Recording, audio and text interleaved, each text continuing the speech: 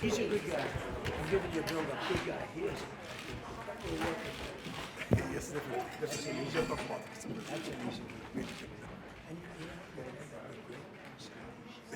And the real respect. Not spending your money.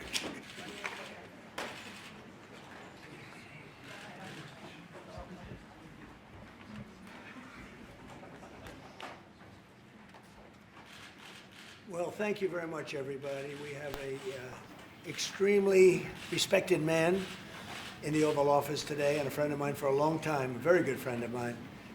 And I'm very proud of the job he's done. What he's done is incredible in terms of human rights and everything else.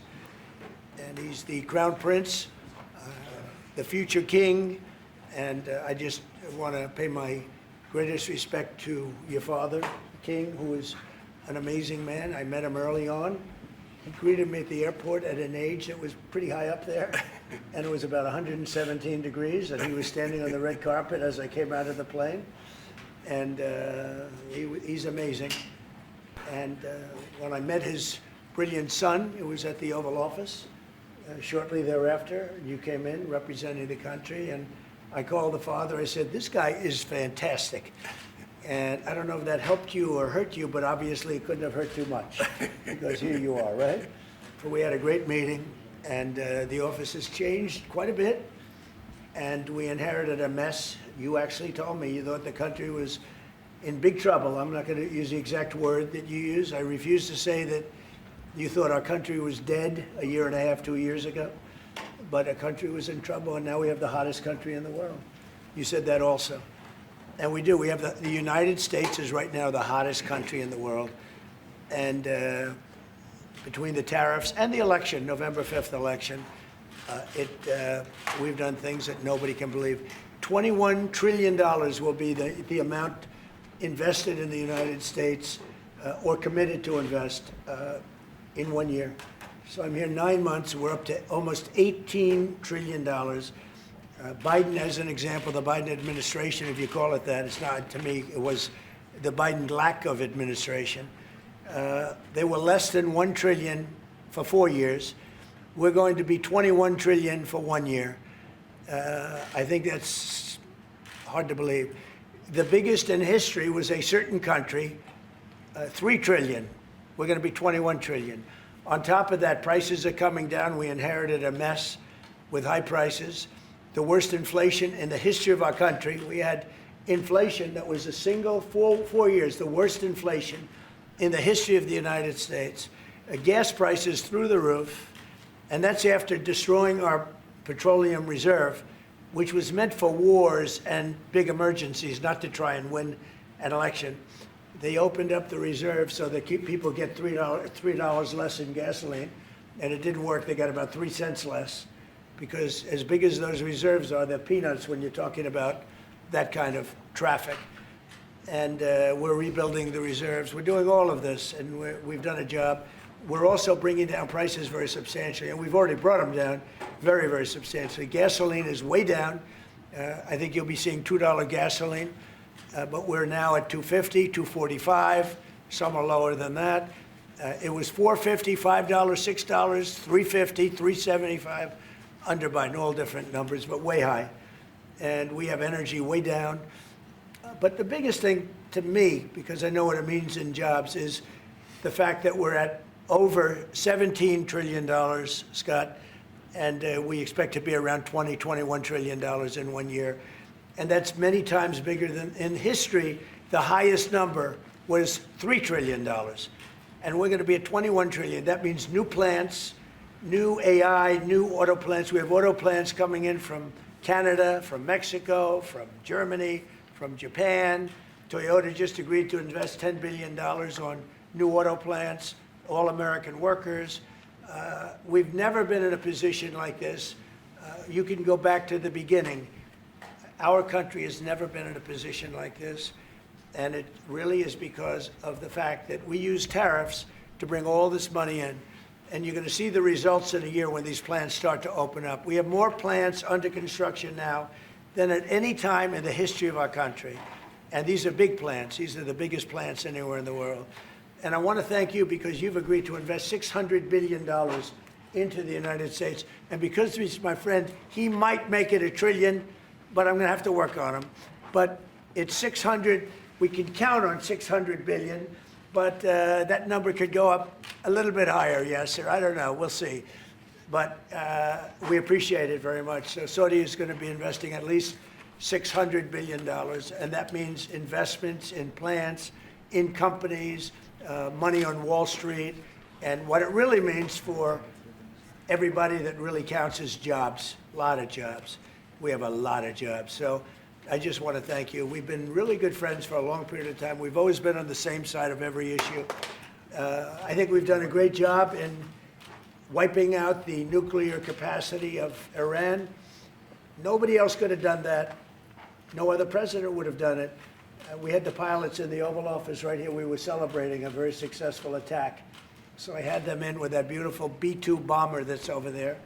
And they said, sir, for 22 years, we practiced this attack. Our predecessors, these were very young guys, so 22 years, they said our predecessors and us practiced the attack on Iran, but no president ever gave us the go-ahead. 3 times a year they went out and they practiced the attack. Nobody let us do it until you came along, and I let them do it because it was the right thing to do. You can't have a nuclear Iran. And so we put you in a very good position. But I just want to say it's an honor to be your friend, and it's an honor that you're here. And if you'd like to say a few words, but thank you very much. Well, thank you, Mr. President. This relation has been a relation for about 9 decades, and we've been working together for a long time. But today it's a very important time in our history because there is also a lot of things that we're working in the future. We believe in the future of the United States of America. We believe in what you're doing, Mr. President, is really creating a lot of good things and good foundation to create more economic growth, more business in America. And it will also your work for the world peace. I believe, Mr. President, today and tomorrow we're going to announce that we are going to increase that $600 billion to almost $1 trillion of investment, real investment and real opportunity by details in many areas. And the agreement that we are signing today in many areas in technology, in AI, in earth materials, magnet, etc., that will create a lot of investment opportunities. So you are doing that now. You're saying to me now that the 600 billion will be 1 trillion. Definitely, because what we are signing, it will facilitate that, and we I like will that build very on much. it. Go ahead. He works hard. No, that's great. I appreciate that. That's great. We're doing numbers that nobody's ever done. And in all fairness, if you didn't see potential in the U.S., you wouldn't be doing that. Definitely. You don't want to lose money. As you said, Mr. President, it's the most hottest country in the planet. But what you're creating is not about opportunity today. It's about also long-term opportunity in the United States of America that will affect American economy positively in the next coming decades. Preparing the right foundation of emerging technologies, that's a game changer for America in a good way, and we want to be part of it. Yeah, we're doing really well. And this, you don't see what we're doing so much because we have, although the construction industry sees it. If you look at Caterpillar, who's been incredible, the tractors, everything else, the numbers that we're doing in construction are unbelievable. Some of the plants that we're building, AI, and they're building their own electric with the plant. I gave them the right to build their own electric with the plant because no country, frankly, will have this. China's working very hard to produce enough electric, but we're beating China substantially at AI, which is a big thing. And we had a great meeting 2 weeks ago with President Xi, but on AI, we're doing well. And I have a man, David Rommel. Yes, sir. David, could you say a few words about what you're seeing on the job front and all of some of the assets, and also how we've been helped by the Saudis in terms of the kind of investment they've made, please. Yeah, most certainly. Thank you for the opportunity. I am a facility leader for GE Vernova, and if you look at the landscape for GE Vernova investment, over $750 million in the U.S. focused on true manufacturing jobs here stateside. We're looking at tripling the output of our Greenville, South Carolina facility, where we make the gas turbines that are supporting U.S. needs as well as the Saudi Arabia needs. Right. So real jobs, $300 million in gas investment, resulting in over 500 pieces of new equipment being installed in the Greenville, South Carolina facility. That translates into roughly 1,800 jobs across the board for GE Vernova as we try to scale capacity to be able to meet this demand. Along with that, we're partnering with local communities to build the skill set that's required to meet these capacity needs. So that talent pipeline is incredibly important. So it's real jobs in the manufacturing space. Well, you've been great, and thank you very much. And we love that state. I won that state by record numbers. I won a lot of states by record. Texas, a lot of them by Indiana. We're working with Indiana or something right now. We won that. We won a lot of them by records, but that was one of them. I want to thank you very much. Say hello to everybody. Great job. You're doing a great job. Thank you. So just in wrapping up, we'll take a couple of questions, but I want to just tell you what an honor it is to be your friend. And I very much appreciate the investment of now $1 trillion, okay?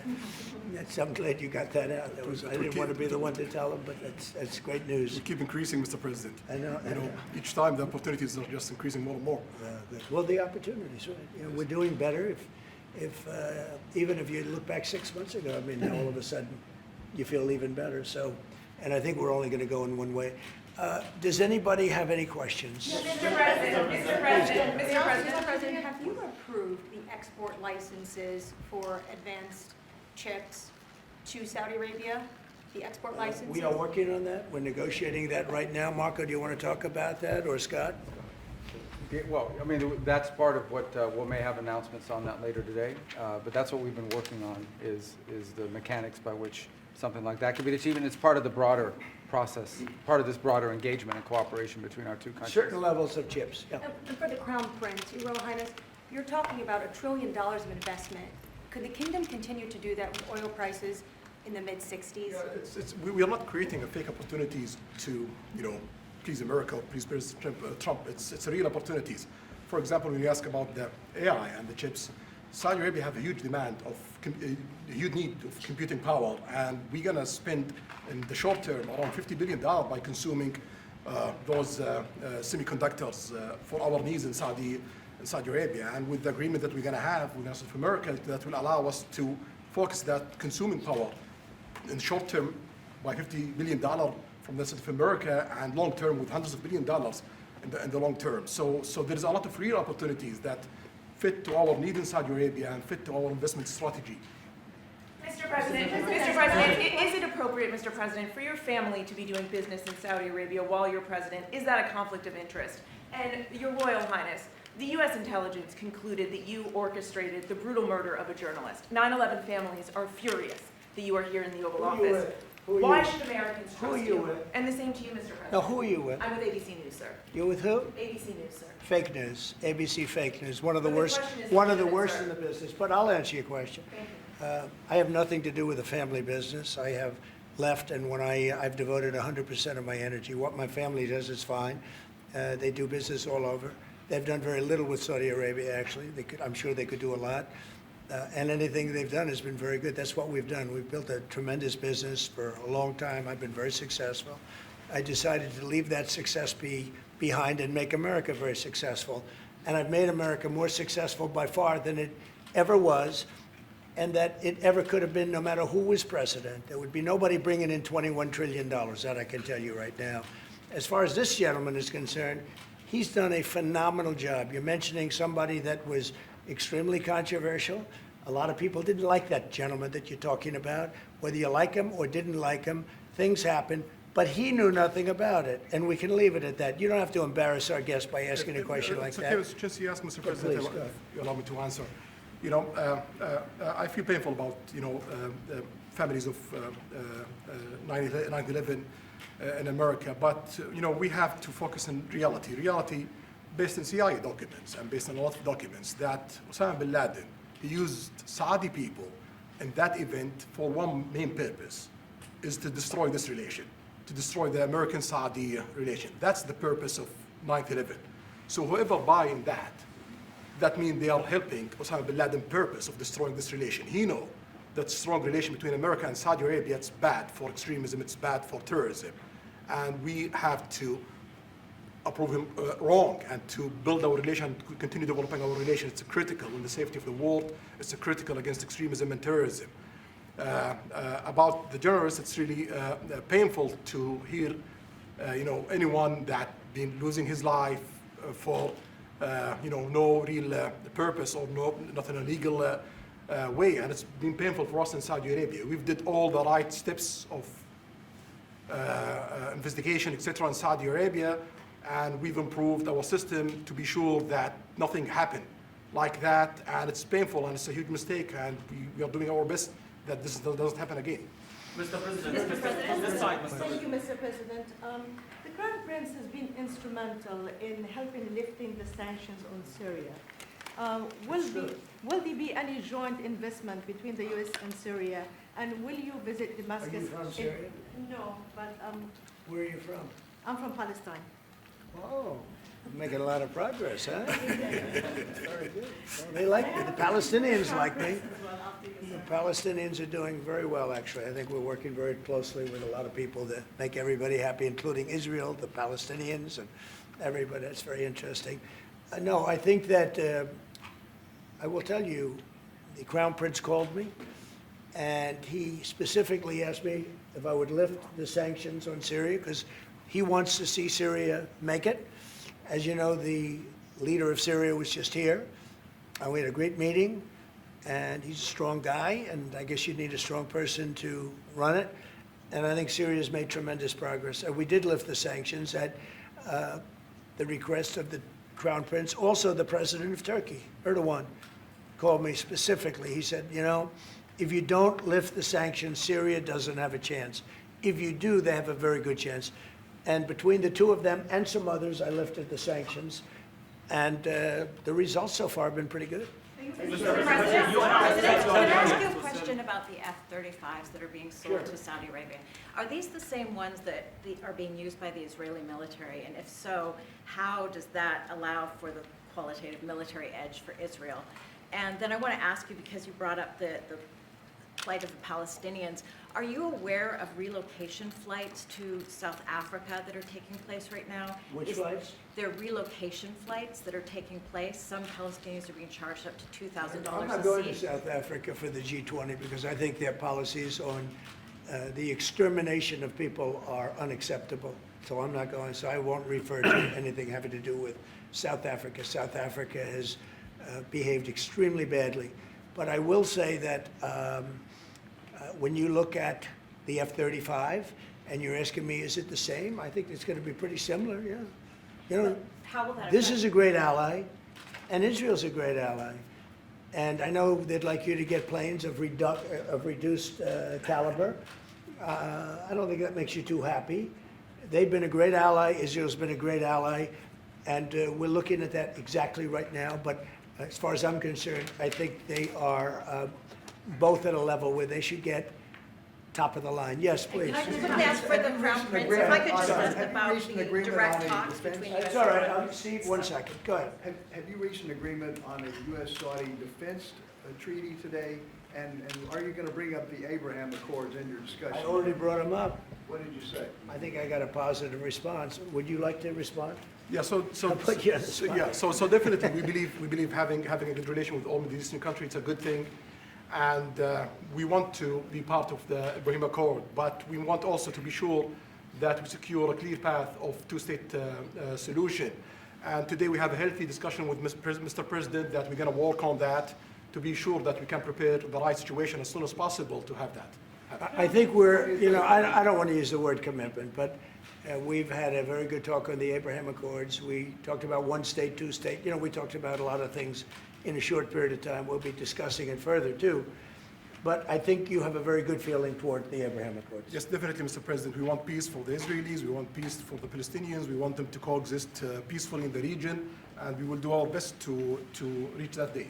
And the defense agreement, have you reached agreement on that? We pretty much have.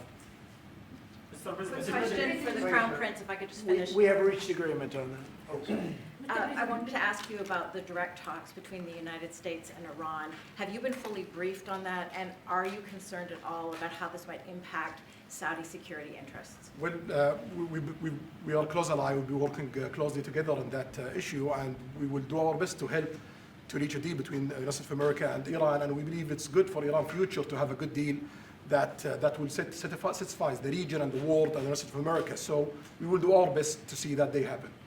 And by the way, Iran does want to make a deal. I can say I think they very badly want to make a deal. I am totally open to it, and we're talking to them, and we start a process. But it would be a nice thing to have a deal with Iran, and we could have done it before the war, but that didn't work out.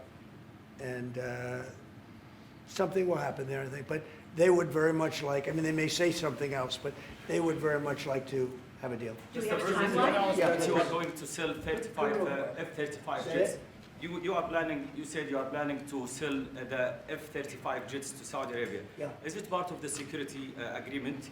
And how you assess the defense partnership between Saudi Arabia and the United States? And the question for the Well, no, I just said it, though. I mean, we're going to sell them F-35s. That's the end of the question, I Is guess. it part of the security agreement or no? No, we're going to have a deal. They're going to purchase F-35s. They're buying them from Lockheed, and it's a great plane. We make, by the way, the best military equipment. You saw that during the Iran little skirmish. We make the best planes, the best missiles. We make the best offensive missiles. We make the best military equipment in the world. Nice. For His Royal Highness, I would like to ask you about how you see the cooperation between the United States and Saudi Arabia in the advanced technological field, especially AI, and how it will support Saudi Arabia to serve its goal to achieve the vision of 2030. Well, I will try to answer that in short, but definitely there's a lot of interest in many industries between Saudi Arabia and America, and we are signing a lot of agreements in different areas that will really add value to American economy, but also to add value to us in Saudi Arabia. And AI, it's critical for us because one of the long-term problems that we could have is lack of workforce. As you've seen in the past few years, some of them have reached 30% of the global immigration to Saudi Arabia. So we know that to assure the Saudi Arabia GDP growing with the lack of workforce that we have, we need to use a lot of computing power to replace job in the long term. So that's huge demand in Saudi Arabia, and we want to link it to American private sectors and getting the supply from America. So there's a lot of opportunities in that area. And we're also involved in AI in Saudi Arabia. So we're working, and we're leading by a lot on AI. Actually a lot. China would be in second place, but we're leading by a lot. And I have to say this, and our relationship with China has been very good. And as far as buying our farm products, they're pretty much on schedule, Scott. I'd like you to call them, say if they could speed it up, it would be good. Okay, but they're pretty much on schedule. I'm sorry, media, please. If I may, I have a question for both the Crown Prince and Prince. Who are you? Where are you from? Faisal Abbas from Arab News, Saudi Arabia, Your Excellency. It should be a friendly question. Your Royal Highness, just picking up on something you've just mentioned about how some people try to destroy the relationship between Saudi Arabia and the United States. Perhaps, since the launch of the vision, we've been used to having the bigger picture and that everything fits into the bigger picture. Might you want to elaborate a little bit about where is the relationship, the bilateral relationship, the strategic partnership between Saudi Arabia and the United States heading, and what's the big picture there? Well, I don't think it's a relation that we can replace it from the Saudi side or the American side. It's a critical relationship for our political attempt, for our economical attempt, for our security, for our military, for many things. And it has been there for 9 decades. And the opportunities that we have today, it's huge. And seems that it's going to get deeper in the next few decades. And what we are having today and tomorrow with President Trump, it's really a huge new chapter on this relation that will add value to both of us. You know, when you think about it, I'm just sitting here. You're with the future king, a man who's respected by everybody, a man that doesn't have to be doing this, really. I don't have to be doing it either. And yet we're sitting here taking questions, we didn't say, oh, you can't talk about this. And there's never been transparency like this, even in his country, but there's never been, in our country, that's been acknowledged. But We didn't put restrictions, and I'm saying it's sort of wonderful to be taking questions from all over the world. Everybody's here. This is just a small group representative of tremendous numbers of media that are outside, that are very jealous that these people were so selected. But they're representing a lot of people that are outside. I think it's terrific that we could be sitting here being this open, and, you know, I think it's really a wonderful thing. If you don't mind, I have a personal question for you, Mr. Okay, here we Mr. go. I should President. have said that. So apart from everything you mentioned in your opening remarks, you forgot to mention that you've de-escalated 7 wars since you started. At least in our part of the world, you are seen as a peacemaker. And adding that to all the executive orders and everything else you've mentioned, I really have to wonder, in your speech in Saudi Arabia, I was there, you said that His Royal Highness does not sleep at night thinking how he does things better. We wonder in Saudi Arabia, how do you manage your own time? And what's your formula for He management? does not sleep much, and I don't sleep much. I think we have the same schedule. We're thinking about our countries. And if you sleep a lot and you're president, we just had one that slept more than any president. He broke every record. He sleeps all the time, during the day, during the night, on the beach. The only guy could fall asleep on the beach with the press watching. No, he's not a sleeper. I'm not a sleeper. We don't. We talk at night. We can talk. I can call him almost any time. He goes, "Hi, how you doing?" It's like the craziest times. But now, when you love your job, when you love your country, and when you're in a position like we are, future king, highly respected, crown prince, and in my case, president, you're thinking about your country. You're thinking about making America great again. We're thinking about keeping Saudi Arabia strong and vital, and in a pretty tough part of the world, tricky part, right? Tricky part, a lot of tricky people. But he thinks about his country, and I think about my country. I don't want to sleep. President Trump, do you expect a formal civil nuclear deal to be reached soon? Can you talk to us about that aspect With of who? with Saudi Arabia? I can see that happening. Yeah. Do you think that an agreement will happen today? It's not urgent. You know, it's always, when you have civil nuclear, but you have more oil than almost anybody else. We actually have more oil and gas than they do, but I refuse to say that. And on We that- have more than, we have more than anybody, can you imagine? And on the F-35s, are those sales, Israel had reportedly wanted those sales to be conditioned on Saudi Arabia moving to normalized relations. Israel will be happy. Israel is going to be Is that a happy. condition of the F-35? Israel's aware, and they're going to be very happy. Okay? Okay. Yeah, please. Hello. Hi, hello. My name is Amal Hazani from Sharq al-Awsat newspaper, from Riyadh, of course. I have a question for the Crown Prince and for you, Mr. President.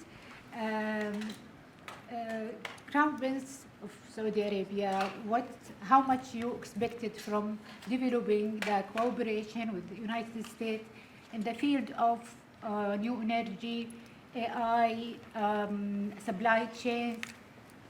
How much you expected from that? No limit. We just continue pushing forward.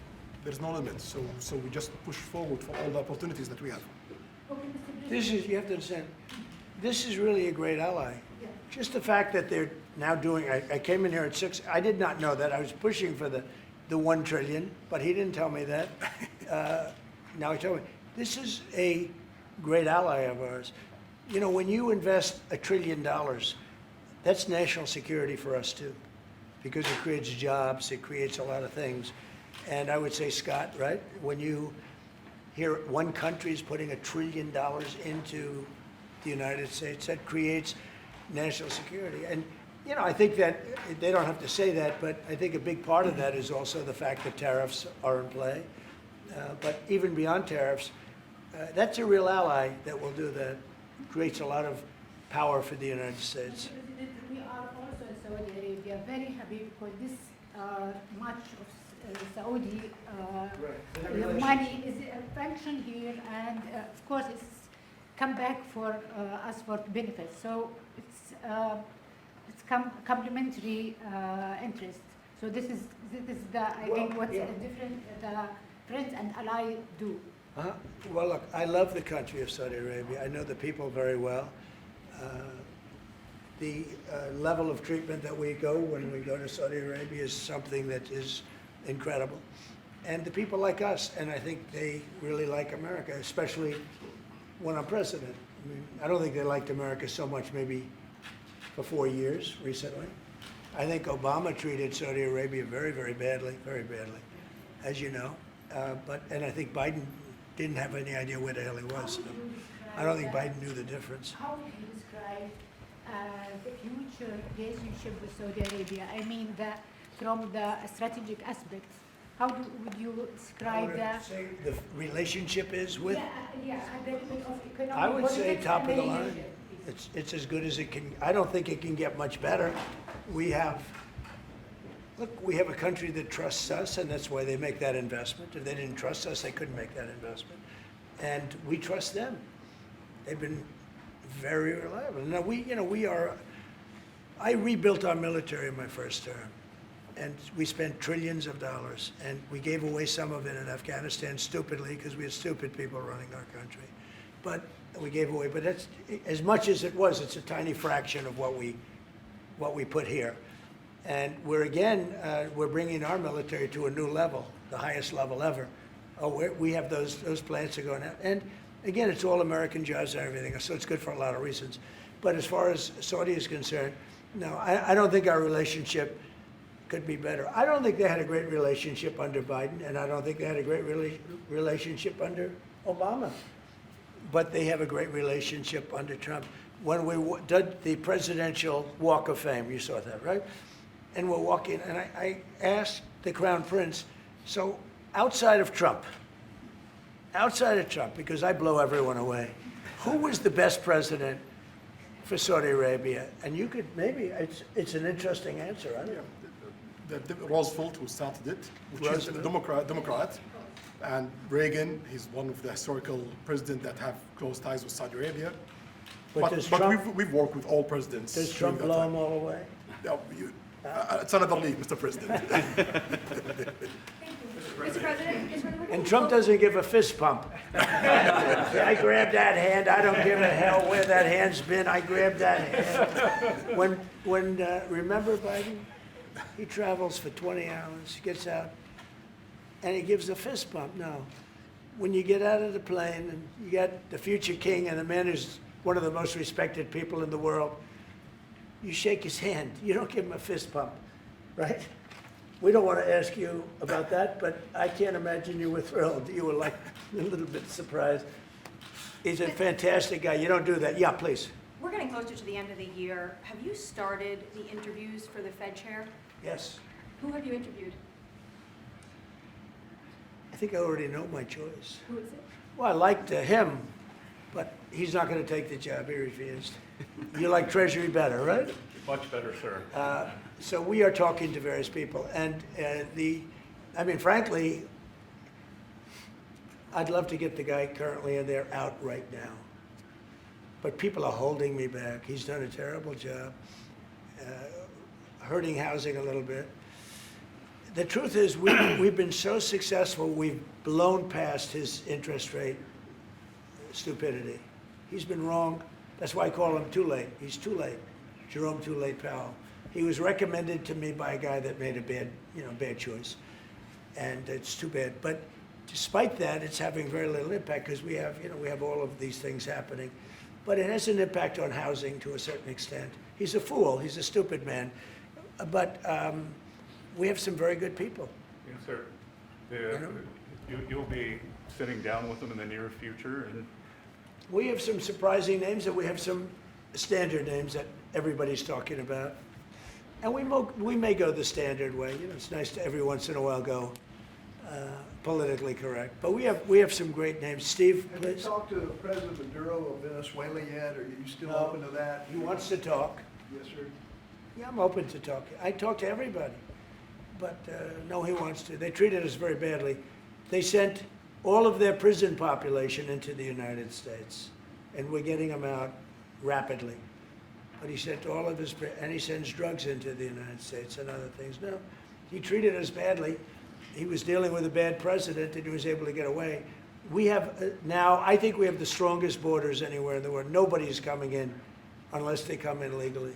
We've taken very weak borders where millions of people came in. For the last 6 months, I don't do these reports.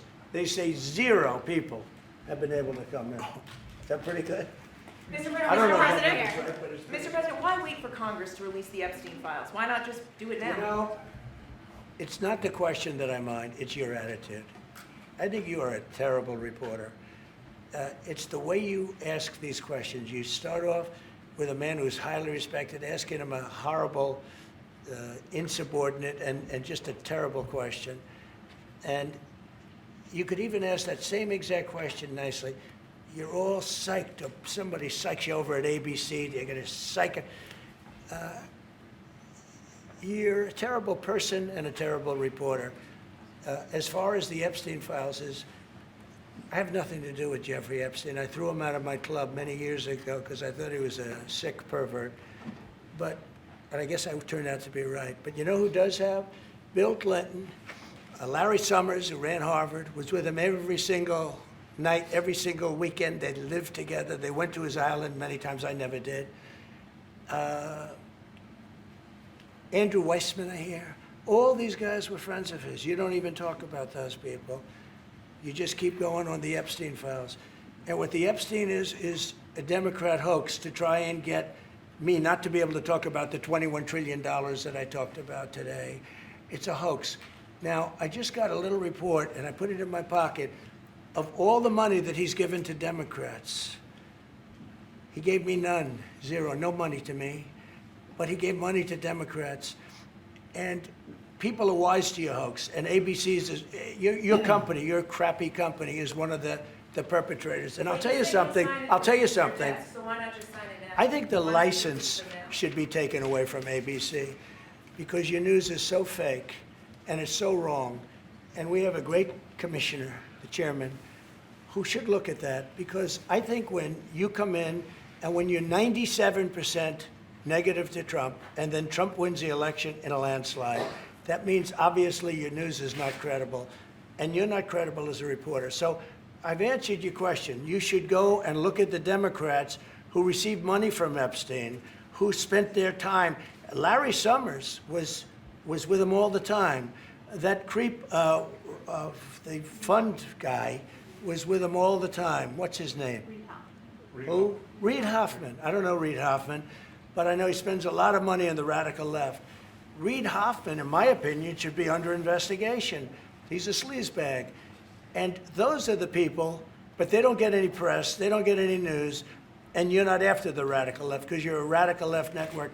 But I think the way you ask a question with the anger and the meanness is terrible. You ought to go back and learn how to be a reporter. No more questions from you. Who else has a question? Prince, very quickly, I want to ask you, how much money is Saudi Arabia giving for Gaza reconstruction? We are in discussion about that. Still, there is no amount being It'll be a lot. named, but It'll be a we lot. will definitely help. Yeah, he's gonna, And- it's very important to him. And a quick follow-up, the International Security Force, given your pledge there would be no U.S. boots on the ground, what is the U.S. role going to be in that? And how do you sort of ratify the allegations that this could undermine Palestinian sovereignty and even the path to statehood? Look, I think we're gonna get along great with the Palestinians, and we know their leadership. We just had a very, you hate to say war, but it was a war. Very, very successful. And you could say really it was on behalf of everybody. We did that on behalf of everybody. And the outcome was extraordinary because we have the best pilots, the best equipment, the best planes, the best everything. And Israel bought the best equipment. They bought it from us. Everything's from us. It all starts here. This office, I was talking to the Crown Prince a little while. You walk into this office, for somebody from the outside, the Oval Office, it's the most powerful place in the world. You're standing right now in the most powerful place in the world. And no matter how big you are, these are the biggest people, the richest people. They walk into this office. It's special, isn't it? Look at him. He's so happy to be here. But you walk into this office. It's the Oval Office. And we've done a lot of good with this office. I've stopped actually 8 wars. I appreciated your question before. But I've actually stopped 8 wars. I have another one to go with Putin. I'm a little surprised at Putin. It's taken longer than I thought. But we stopped India and Pakistan. I could go through the list. You know the list better than I do. I'm very proud. And I stopped one that was almost ready to start again. You know, there was one that was have an update on ready to where start. things are And with they're doing very well. So and it all took place right here in the Oval Office, whether by telephone or whether by they came in. Many of these leaders have come in, and they signed their peace deals right here in the Oval Office. So no matter if it's the biggest business people in the world or the greatest leaders in the world, the biggest leaders in the world, like the gentleman on my right, everybody walks into the Oval Office and they say, wow. And now, by the way, the Oval Office is in the kind of condition that it should be in. Whether you look at the walk or the marble floors or anything down the road, we're fixing the White House. And we're building one of the greatest ballrooms ever to be built. We have an event tonight, and we're going to have about 118 people because we have a very small room. For 150 years, they've wanted a ballroom, and now you're going to get a great ballroom. And I have to say, I probably made a lot of enemies because in your honor, we're having a dinner tonight, a beautiful dinner tonight, and we have a very small room, right? It's called the East Room, and it's beautiful, it's lovely, but it's like for a little cocktail before you go into a ballroom. It's a very small room. They've wanted a new ballroom for 150 years. We could have sold the big ballroom out 3 times in honor of this gentleman. So I made a lot of enemies because I have a lot of people that are invited tonight or are unable to come because of the size constraint. But you know what we'll do before I leave office? We'll have another dinner because we'll have it ready long before I leave office, and it's going to be beautiful. It's a very popular thing what we're doing. And by the way, no government funds. It's all put up private money, all private money. And in the case, I think there's a restriction on foreigners. Otherwise, I could have asked you just for a check, okay? But there's a restriction. These are all private individuals that put up a lot of money to build the ballroom. Not one penny is being used from the federal government. So it's really a nice thing. But I look forward to it. I just pointed it out. This would be a perfect night to have that ballroom open, Susie.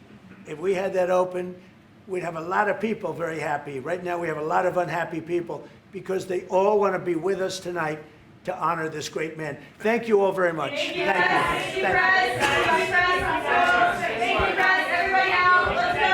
Thank you. Thank you, Press. Let's go. Thank you, guys. Thank you, Press. Let's go. Let's go. Thank you, guys. Thank you. All right, guys. Start with guys. Thank you. Big breakdown outside. Press, let's go. Thank you, Press. Thank you. Mr. President, please. Thank you, Press. Thank you. Thank you, Press. Thank you. Let's go. Let's go. Everybody move. Thank you. Thank you, guys. Thank you. Good.